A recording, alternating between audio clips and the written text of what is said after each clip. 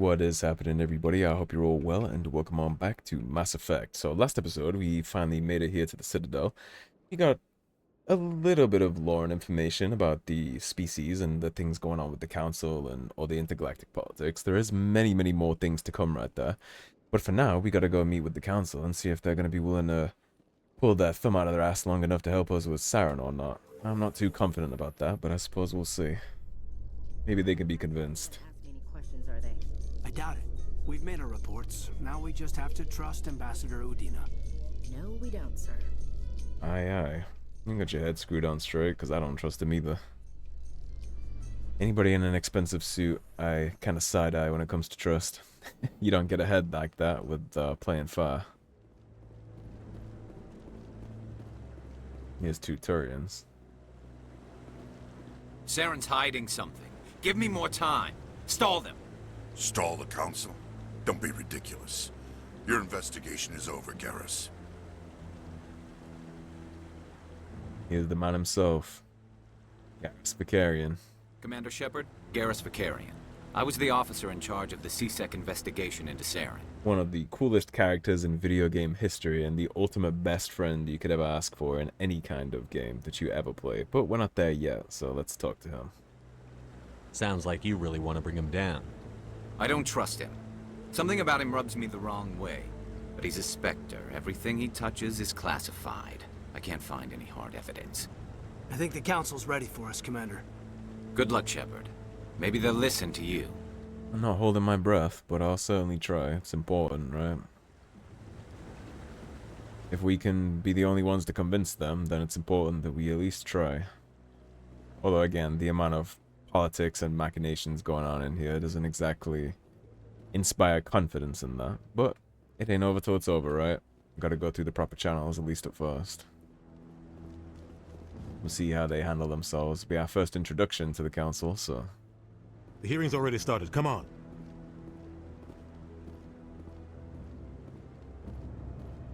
Well, first introduction, speaking to them one-to-one. It's a matter of some concern, but there is nothing to indicate Saren was involved in any way. The investigation by Citadel Security turned up no evidence to support your charge of treason. An eyewitness saw him kill Nihilus in cold blood. We've read the Eden Prime reports, Ambassador. The testimony of one traumatized dock worker is hardly compelling proof. I resent these accusations. Nihilus was a fellow Spectre and a friend. That just let you catch him off guard. Captain Anderson, you always seem to be involved when humanity makes false charges against me. And this must be your protege, Commander Shepard. The one who let the beacon get destroyed. He's trying to throw jabs at us already, huh? The mission to Eden Prime was top secret.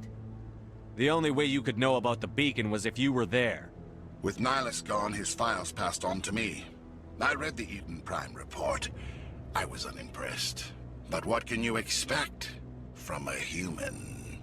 You're already seeing that. What does one traumatized dock worker's testimony mean?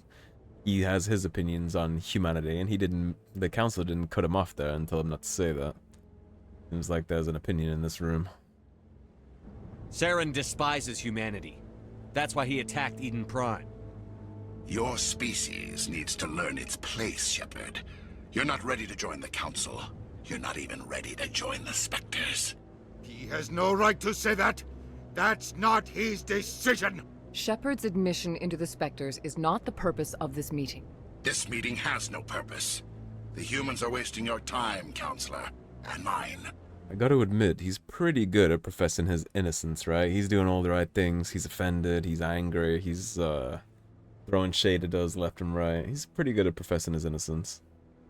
Saren's hiding behind his position as a Spectre. You need to open your eyes. What we need is evidence. So far, we've seen nothing. There is still one outstanding issue.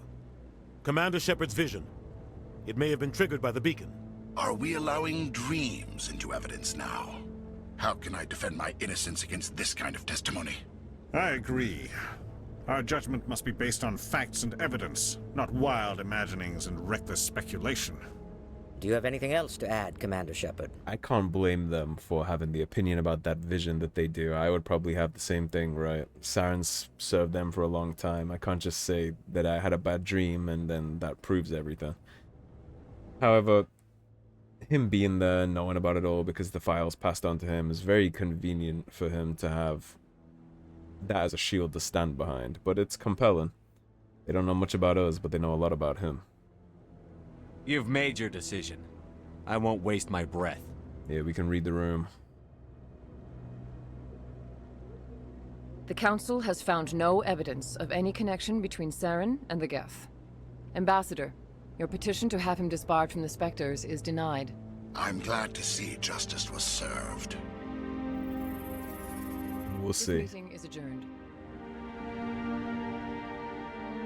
We'll see if he gets to sit up there on his pedestal for much longer.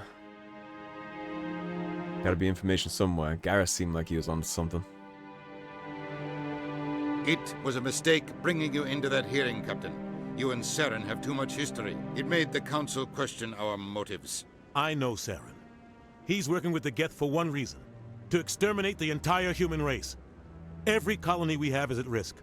Every world we control is in danger. Even Earth isn't safe. Tell me about this history between you and Saren. I worked with him on a mission a long time ago. Things went bad. Real bad. We shouldn't talk about this here. But I know what he's like. And he has to be stopped. Yeah, I bet there's ears all over this council chamber. What's our next step? As a Spectre, he's virtually untouchable. We need to find some way to expose him. What about Garrus, that CSEC investigator? We saw him arguing with the Executor. That's right. He was asking for more time to finish his report. Seems like he was close to finding something on Saren. Sounds like a good idea to follow up on. Any idea where we could find him? I have a contact in CSEC who can help us track Garrus down. His name is Harkin. Forget it. They suspended Harkin last month, drinking on the job. I won't waste my time with that loser. You won't have to. I don't want the Council using your past history with Saren as an excuse to ignore anything we turn up. Shepard will handle this. Well, I'm not so happy about that. You can't just cut Captain Anderson out of this investigation. The Ambassador's right. I need to step aside. You're a bigger man than I, Anderson. Captain, meet me in my office later. I get that he's not exactly impartial, but he certainly doesn't need to be cut out of the whole process. It's a dingy little club in the lower section of the wards. Maybe there's another way to find evidence against Saren. You should talk to Barla Vaughn over in the financial district. Rumor has it he's an agent for the Shadow Broker. The Shadow Broker? An information dealer. Buys and sells secrets to the highest bidder. I've heard Barla Vaughn's one of the top representatives. He might know something about Saren, but his information won't come cheap. He's not going to tell us about him and Saren. He already made that clear, so let's dig into some of this. Our ambassador doesn't seem to get along with the Council. He's just frustrated. The Council's always preaching that we need to be part of the galactic community. But for them, it's a one-way street. They want us to expand and settle unstable regions like the Skillian Verge and the Attican Traverse. But when we run into trouble, they don't want to help us out. Correct. Everyone knows it's only plausible deniability. until we get a seat on the Council. The Ambassador just thinks it should happen sooner rather than later. And I agree. Maybe they'd let us join the Council if we were more willing to cooperate with the other species. Of course they would. If we did everything they told us to, they'd love to have us on the Council. But it wouldn't be much of a deal for us. I understand their side. They don't want us dominating the Council. It's founded on cooperation and alliances. But we have to look out for our own interests too. That I agree with, because they certainly seem to do a lot of that. You don't think much of Harkin. The guy joined CSEC about 20 years ago. He's been an embarrassment to our species ever since. Roughing up suspects in custody, bribery accusations, alcohol and drug use. The embassy used to step in when he got in trouble. But I guess enough was enough. Stereotypical dirty cop. The guy's a scumbag. He should have been cut loose a long time ago. He was one of the first human CSEC officers. Guess it would have looked bad if he got fired. A lot of backroom deals were worked out over the years to keep him on the force. Politics is a dirty business sometimes, but it looks like his time's run out. We've got enough humans in CSEC now to stop protecting him. Another reason I don't like politics and bureaucracy. You're enabling that kind of trash just because it looks bad if he gets fired. I want to know more about the Spectres. They're not your typical government agency. They tend to work alone, behind the scenes. They take care of problems the Council can't. It's not easy preserving peace across an entire galaxy.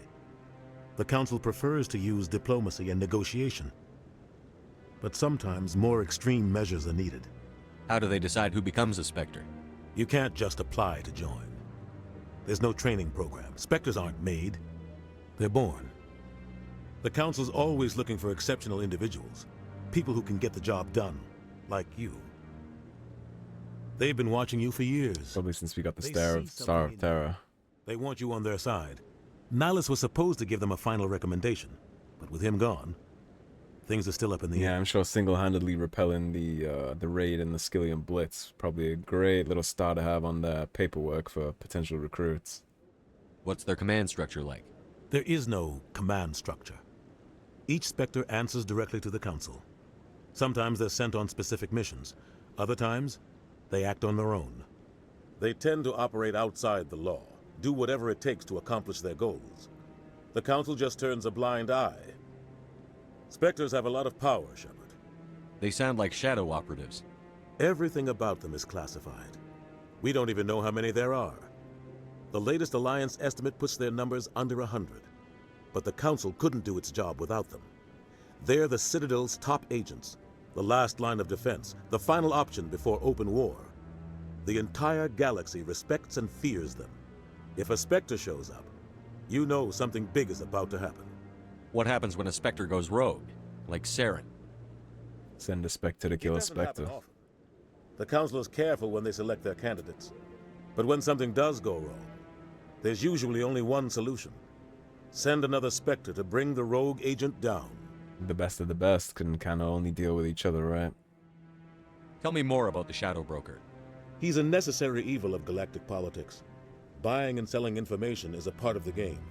And the Shadow Broker just happens to be the best player on the field. Like the Whisperer from Game of Thrones. Doesn't get involved in politics, doesn't pick sides. A simple system, but it works. He's not a threat to anyone, not directly. He's just a resource we can use, or she is. Or maybe they are. Nobody really knows. Could be 100 of them, could be one person, could be any species. But Barlavon apparently works for them, though. Tell me about Barlavon. He specializes in moving large sums of money without leaving a paper trail. A financial genius. Doesn't do anything illegal, but he knows all the loopholes. I'm sure he's popular with the local politicians. He's got an impressive client list. Ambassadors, diplomats, Indeed. inspectors. That's probably why the Shadow Broker uses him. I should go. Good luck, Shepard. I'll be over in the ambassador's office if you need anything else. I'm sure there'll be plenty of time for us to chat. And now we got another pretty large open world section to deal with here. So, this is where the Council passes judgment on all us little folk, huh? Ever get the feeling ran over our heads, Commander? It keeps growing by the second, actually. And you got some thoughts, Caden? Usually when they make that noise, it means they're thinking about something. You sure have to climb a lot of stairs to reach the Council. Think that's supposed to be symbolic of their importance? Likely. Like a pilgrimage. That guy's up to something. What guy? The one over by the Keeper. What? Oh, no, I wasn't. Never mind. Wasn't what? Didn't even accuse you of anything yet. Yes, is there something you want? Why are you so interested in the Keepers? Keepers? I've got no interest in the Don't get coy. I know what I saw. I'm not so sure I should be talking to you about this. We're just talking. Is there something wrong with that? No. I guess it wouldn't hurt. No, I'm not CSEC. I don't care much about their policies. Readings on the Keepers. So far I've had mixed results. I find it difficult to get near the creatures. Why were you being so secretive about it, though? Well, technically we're not supposed to disturb the Keepers. I don't really think my scanning disturbs them, but the authorities might disagree. I'd like to do it more openly, but it's not really worth getting arrested over. We can help. We got kind of free reign around here. I could help you out. I'm not worried about the authorities. I don't even know who you are. I'm Commander Shepard, with the Alliance military. Well, I suppose I could use the help. You'll need this. It's the scanning device I developed. Activate it each time you see a Keeper. All collected data will automatically upload to my database. I'll even send a few credits your way for each unique scan. What are you doing with the data once you've scanned it? Trying to learn whatever I can about the Keepers. We see them working everywhere, yet we know so little about them. I'm a scientist. I want to know what makes them tick. I would actually agree. I should get going then. Keepers play a very important part in everything that goes on here in the Citadel, so... So long. And The good fact luck. that nobody knows anything about them is quite concerning, and when we go back downstairs and talk to Avina, we'll get a more clear picture on that, but it really is a problem that we know nothing about them, so I'm happy to kind of solve that. I'm waiting to speak with one He's of an the admiral. Council's assistants. Commander? Okay, we can't talk to Commander yet, but there is a couple Keepers up here, so we're going to do a big old swing around. Yeah, the story with the Keepers basically is they're like the janitors of the Citadel. They fix things, they plug holes and breaches, they repair things, but nobody knows anything about them. They don't know where they come from, they just exist here in the Citadel. They always have done, since the first person found this place. And so, not knowing anything about them is quite concerning, but the problem with that is, if you do try and tamper with them or mess with them, they self-destruct. I believe they self-destruct. The Volus won't be joining the Council for years. I'm not so sure. The humans are making a strong push, and you can bet the Volus will be right on their coattails if they succeed. Allowing the humans to join us is a sound strategic move. But the Volus? No. The Hanna are likely to be next, then the Elcor. You may be right, though the Hanar need to lighten up a bit first. You just don't like You'll see why that's funny that he said the Hanar need to lighten up. We'll meet the Hanar soon, actually, when we go back downstairs. There's a Hanar merchant we need to pick up a license from, and there's a couple quests involving Hanar. We won't be doing that until after we become a Spectre, though, because we're going to need some go-go juice to take care of that. But what we'll do first is we'll go down this elevator, because there's some Keepers to scan in the main forum, and then we know where Balaban is. I'd like to talk to the Asari Consort this episode, too, and then maybe we'll make it to Harkin. Maybe we'll make it to the bar. I'm not sure. We'll have to see how we do on time. I love the music in this elevator. Gotta do my little two-step to it every time. You get some cool dialogues from your companions sometimes in here, too. The Council ignored all the evidence against Saren. Saren's one of their best operatives. It's only natural they take his word over ours. Only natural for them. So now we just chase leads while this smug Turian runs around with his Geth troopers. That's politics, Chief. I hate politics. You and me both. I think everybody in this elevator has that opinion. I wonder if we can scan this one, even though it's next to... Yeah, we can. Avina's not going to do anything about it. Yoink. Let's talk to Avina. Welcome to Presidium Tourism. She should be able to tell us something about the You are Keeper, standing actually. near the base of the Citadel Tower, one of the Presidium's most recognizable and important structures. Behind me is the spectacular Relay Monument, a scale model representation of a Prothean mass relay. To your left is one of the Keepers, the enigmatic caretakers of the Citadel, working on a control panel. You may see Keepers involved in various tasks throughout all levels of the Citadel. We ask that you do not interfere with them in any way. The Keepers are essential to the smooth operation of the Citadel. Obstructing their daily work will result in harsh penalties, including incarceration and rehabilitation. And one of the most concerning parts of the Keepers being like that is that means that the people inhabiting this Citadel and in control of it have actually no idea how it works, because they aren't working on it. The Keepers are, and they can't get in the way of that by design. I'd like to know more about the Keepers. Little is known about these peaceful servants of the Citadel, though they are essential to the operation and maintenance of the entire station. Citadel regulations protect the Keepers against interference during the performance of their tasks. Failure to comply will result in harsh penalties. Keepers can be seen in all sections of the Citadel, but are typically found in and around the tower. Any particular reason there are so many Keepers in this area? The Keepers do not communicate with other species. It is assumed, however, that the tower houses the Citadel's primary control systems. Many of the And you see station there that it's systems, assumed. such as They don't navigation actually and know. life support, function automatically. It is believed the Keepers operate those systems from inside the tower's inaccessible core. The Keepers also make frequent appearances in the Council chamber itself, though they appear to be just passing through on their way to some other destination. No interest in intergalactic politics, then. Tell me about the relay monument. Discovered by the Asari who first arrived at the Citadel, the relay monument is one of the station's most interesting and controversial features. What is the meaning behind this striking piece of art? Is it a tribute to Prothean vanity? A reminder of their conquest of the galaxy through mass relay technology? Or perhaps it is a symbol of unity, a Prothean acknowledgement that the relays would eventually lead other species here to the Citadel. No one can say for sure, making the relay monument a favorite topic of discussion among academics and scholars. Tell me about the Citadel Tower. Housing both the council chambers and Citadel control, the tower is one of the most important buildings on the station. Access to these areas is restricted to those with the appropriate clearance. What happens in Citadel Control? Citadel Control handles all incoming and outbound transit. Every ship within 2,000 kilometers of the Citadel is under the jurisdiction of Citadel Control. At peak capacity, they are responsible for monitoring upwards of 1,000 vessels. I'd like to hear more about the Council Chambers.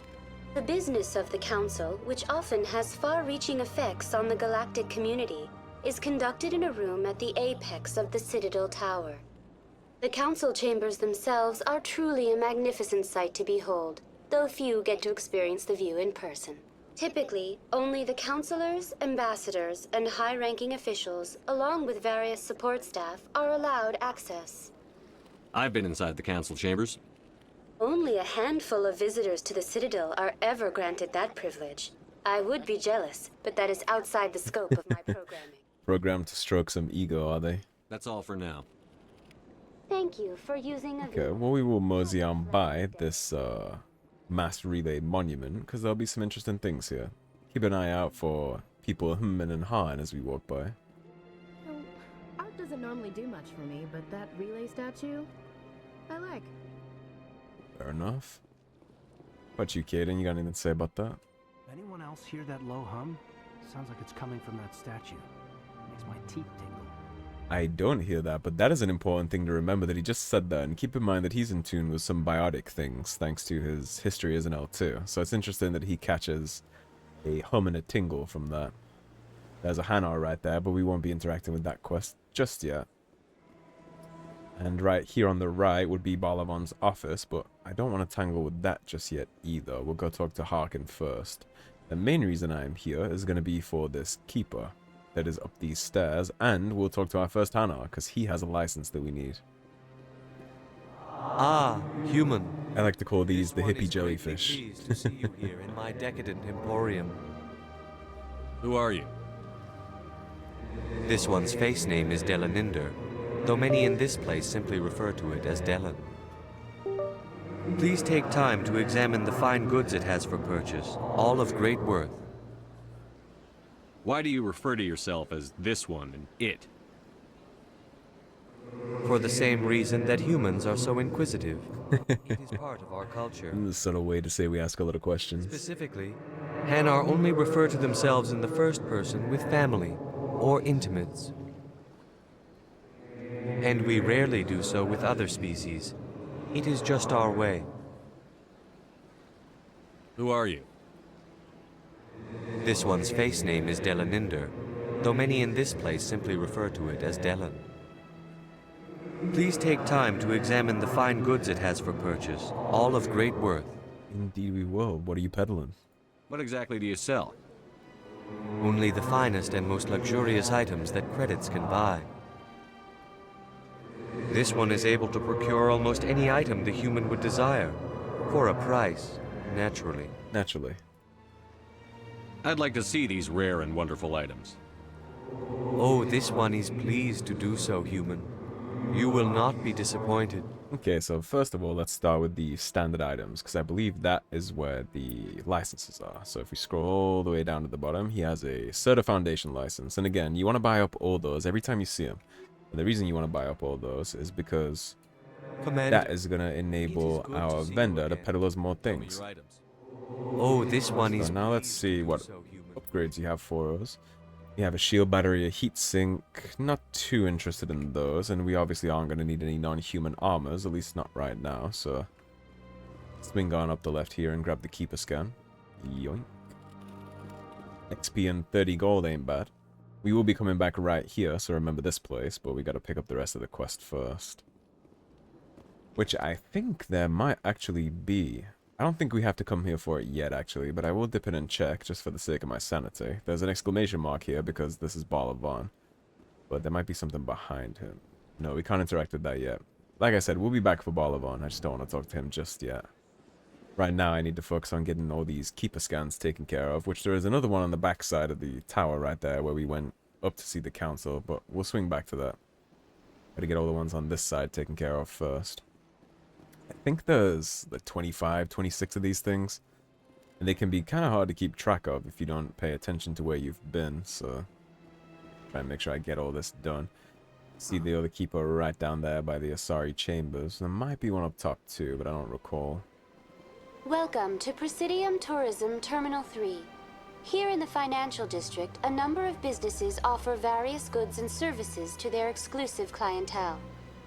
The statue you see before you was commissioned to honor the Krogan soldiers who gave their lives to protect Citadel space during the Rachni Wars. In the aftermath of the Krogan rebellions, several embassies petitioned to have the statue removed. However, this motion was eventually quashed by the Council. We're getting more species that we know nothing about yet with the Rachni, too. Tell me more about the Krogan rebellions. In recognition of their efforts during the Rachni Wars, the Krogan were granted several new colony worlds by the Council. Over the next 400 years, the Krogan species began to expand. Blessed with an extremely high birth rate, their numbers began to swell. Faced with a critical overpopulation crisis, the Krogan started a violent colonization of nearby worlds inhabited by other Council species. The Krogan rebellions had begun. For a full century, the Council and its member species fought to bring the Krogan under control. With the aid of the newly discovered Turian Empire, they were ultimately successful. And there's a lot of interesting things going on with the Krogan that we'll obviously get into as we go, but the Krogan were basically uplifted as a battering ram to fight the Rachni. They weren't ready to become spacefaring and have advanced technology. They were still in very early stages of societal development, right? They're still warring tribes at war with each other. We basically handed nuclear weapons, well, I say we, the Council basically handed nuclear weapons to children. And they started blowing each other up with it. They had a harsh environment because most of them died, being that their natural habitat was quite lethal. And so they had a very high birth rate to offset that. Well, they took them out of the lethal environment, which means they had way too many people. And then after the Rachni Wars, they had to expand. You needed the Krogan to stop the Rachni. Then you needed the Turians to stop the Krogan. So who's gonna stop the Turians? I am sorry, but that question is beyond my programming parameters. The Turians are members of the Citadel Council. They are not a threat to galactic peace. Right now, but of course you're not programmed to criticize any of the Council members. I'm sure if I asked you an opinion on humanity, you'd be able to answer. Why did the Council fight so hard to keep the statue? The Krogan were instrumental in saving the galaxy from the Rachni threat. The Council believed this historical fact should not be forgotten. The Council also hoped that preserving the memorial would improve diplomatic relations with the Krogan and bring about a peaceful resolution to the rebellions. Unfortunately, the Krogan refused to negotiate and only surrendered after their population and homeworlds had been ravaged by the Turians. What were the Rachni Wars? Nearly 2,200 years ago, explorers seeking to expand Citadel space opened up mass relays leading to systems controlled by the Rachni. A highly intelligent and aggressive insect race, the Rachni unleashed a war of conquest against the rest of the galaxy that lasted for nearly 3 centuries. The emergence of the Krogan finally turned the tide in favor of the Citadel species.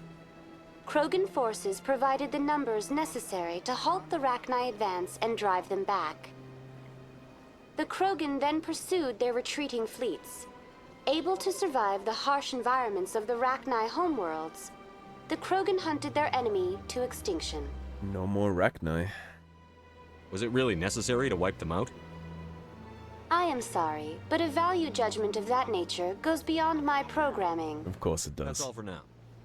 Thank you for using Avena. highly intelligent species, keep in mind that she pointed out that they were, so capable of thought, capable of expression and language and communication and art and culture and all that, and they wiped them out to extinction for having the audacity of a rebellion. Oh, well, the audacity of conquest, I suppose, would be the better term. They didn't rebel because they were never involved in the Citadel. They just had their space invaded. But then they launched a battle of conquest, and then, well, it didn't end good for them. Here we are at the consort chambers. Welcome. I am Naelina. I don't recognize you as one of our expected clients today. Would you like me to see when the consort will be able to meet with you? Can't I just go in? I'm afraid not. Yeah, you must understand there are many who seek the consort services. But if you wish to leave your name, she'll make every effort to meet with you. Commander Shepard, with the Alliance Navy. Excellent. You should hear something in 3 or 4 months. 3 or 4 months.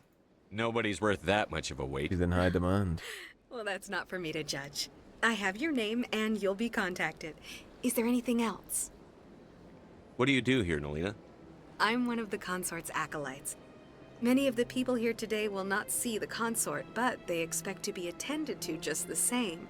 It's our job to ensure that they leave contented. And how exactly do you attend to their contentment?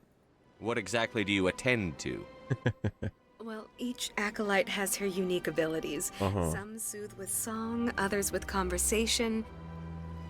As much as possible, we seek to match the needs of our clients to the skills of our acolytes.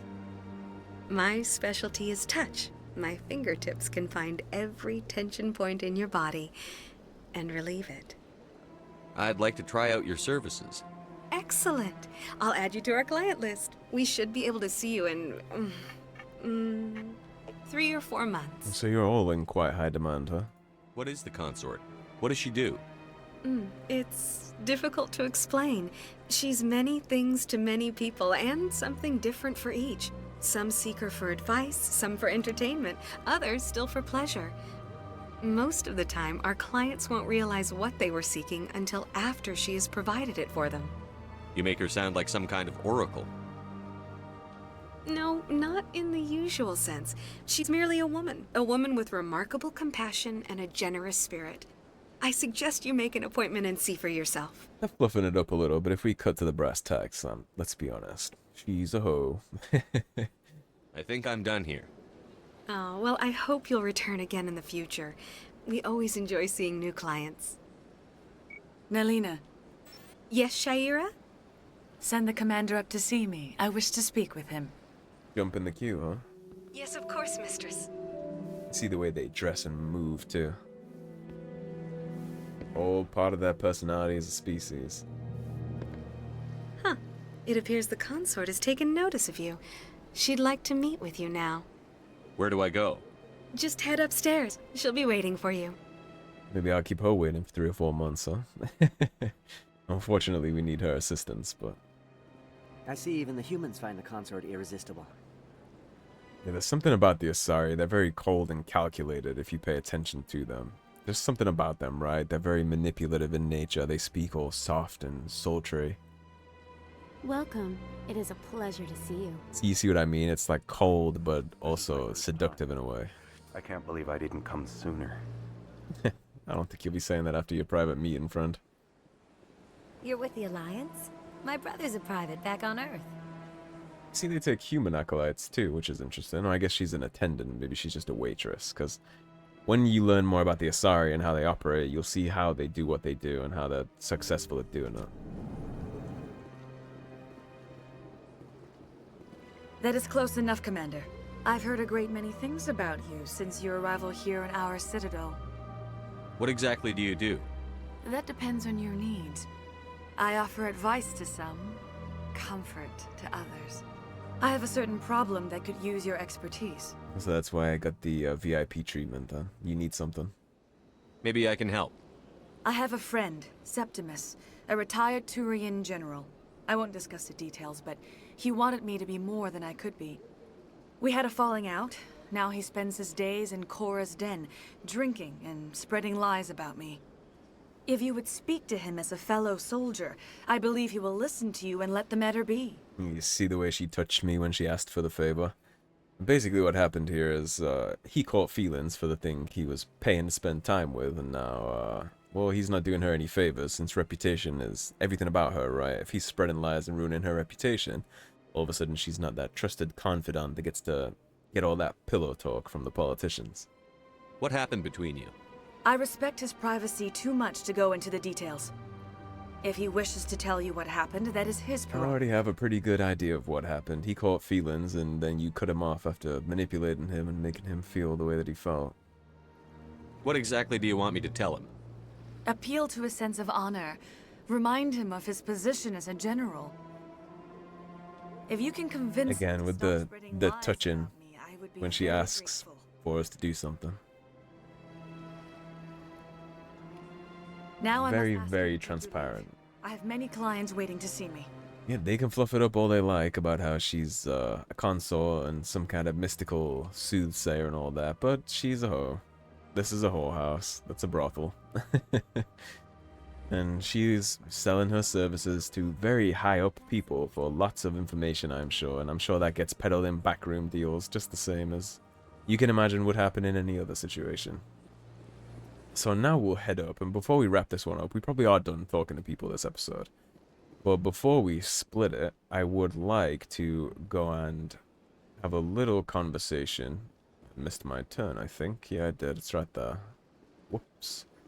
I'd like to go back and get the keepers that we've seen in the bar and on this side of things and get started with scanning the keepers over here before we jump into the next one. And then I think next episode we'll probably head down into the bar and meet Harkin and get going on all of that. And then we still need to hit the Citadel markets too, because there's more licenses we need to get from down there. So that'll be all important for us. Now I wonder if there is a keeper on the upside of this place. Not 100% sure. It would make sense if there was, but I don't fully remember. Again, there's a bunch of them, so it's a little hard to keep track of sometimes. But I know for a fact there's multiples in the embassies. There's one in the back room of the bar, there is one in the little communications hub we saw, and there's one by the Elcor and the Volus we talked to when we first arrived here in the Citadel. So we do need to grab those regardless. And there's also going to be some quests in this area, but we don't have access to them just yet. But we will go ahead and grab the keepers, which I'll keep in the video purely because they could be an asshole to find. And a lot of times when I play games, I like to watch Let's Plays while I'm playing the games. And so if anybody is playing along while you are watching this, see where things are, maybe something like that, well, you'll be able to follow along and grab the keepers as we progress through all this. And I have a rotation that I always use in this game to make sure that we're kind of maximizing our Paragon points for the whole time. It would work too if you were using Renegade options, so you'll obviously have to pick the different dialogues, but I like to order these quests in a way that will have the Paragon points to get the bonuses for the outcomes, basically, so it's all very methodical, the way that I play this first part here. I'm very busy. If you are following along, I'll go ahead and show all the keepers, make sure I keep all that in. And in the meantime, I'll just chat your ear off. I think I can probably get this place done in 2 to 3 more episodes. I think 4 episodes for the Citadel might have been a little ambitious, since I'm keeping them so short time-wise for you guys, because I held a vote on the channel quite a while ago, and it seemed that everybody was way more fond of the idea of each episode only being like 30 minutes-ish long, and this one's going a little over, but in general, I'll try and keep it no more than 40, because that seems to be more popular with my audience, so I'll keep it down for you guys instead of having that one gigantic 2-hour episode that it would take to do all this properly. But anyways, here's our last keeper for this section of the Presidium, so that is going to be the perfect spot to wrap this one on up. So thank you for watching, everybody. If you enjoyed the video, please subscribe, leave a like and a comment. If you want to support the cause and help improve the channel, please do check out those links in the description below. Otherwise, stay tuned and I'll see you soon with more Mass Effect. Take care, everybody. Have a great day. Peace.